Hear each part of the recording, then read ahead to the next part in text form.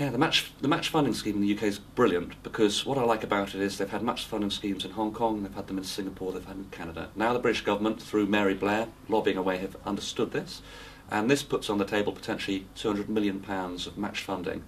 I think you'll get other people in other parts of the world, maybe in continental Europe, watching this. So I think this whole thing could spread, and if you can get it spreading across continental Europe, you'll have philanthropy going across the world.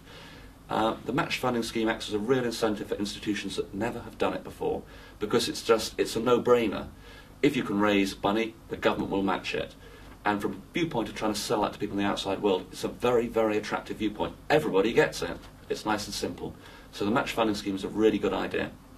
Yeah, it's very important to realise that we live in a very wealthy country. Now the government wants to encourage people to support universities. They could just increase taxation, but that's not going to be very popular and they'll be voted out of office. So trying to get people to think about using their own personal wealth to support institutions that are important, that's what the match funding scheme's about. One of my graduates wrote to me recently to say, we can look to America, we can see what wonderful universities they've got. If we want to have wonderful universities in this country, somebody's going to have to pay for it, and perhaps the graduates who've benefited from it might like to consider doing something like that. Now, if you can take the sting out of the cost by saying, and the government's going to match it, you will have a very powerful cocktail to present to potential donors to ask them what to do.